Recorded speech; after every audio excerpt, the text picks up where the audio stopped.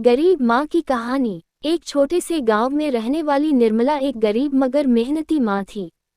उसके पति की मृत्यु कई साल पहले हो चुकी थी और अब वह अपने दो बच्चों सोनू और राधा की परवरिश अकेले कर रही थी। घर की हालत बहुत खराब थी, कच्ची मिट्टी की झोपड़ी, टपकती हुई छत और खाने के लिए रोज संघर्ष।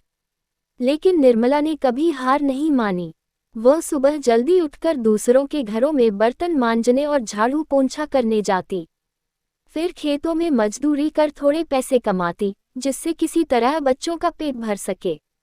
उसका एक ही सपना था, अपने बच्चों को पढ़ा लिखा कर एक अच्छा इंसान बनाना, ताकि वे उसकी तरह गरीबी में न जिएं। सोनू और राधा समझदार थे। वे जानते थे कि उनकी माँ कितना संघर्ष कर रही है, इसलिए वे भी माँ का हाथ बटाते। स्कूल से लौटने के बाद राधा खाना बनाने में मदद करती और सोनू खेतों में जाकर काम करता। पैसे कम थे, लेकिन माँ ने कभी बच्चों की पढ़ाई नहीं रुकने दी। एक दिन गांव में एक बड़ी परीक्षा हुई, जिसमें सोनू ने पूरे जिले में पहला स्थान पाया। उसे शहर के एक अच्छे स्कूल में पढ़ने के लिए छात्रवृत्ति मिली। ये खबर सुनकर निर्मला की आंखों में खुशी के आंसू आ गए। उसने वर्षों की मेहनत और त्याग का फल महसूस किया। समय बीतता गया, सोनू ने पढ़ाई पूरी की और एक बड़ा अधिकारी बन गया। अब वह अपनी माँ को गरीबी से निकालकर एक अच्छे घर में ले आया।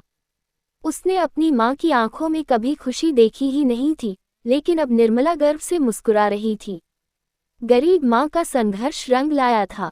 उसका त्याग और मेहनत यह साबित कर चुके थे कि सच्ची मेहनत और लगन से कोई भी अपनी तकदीर बदल सकता है।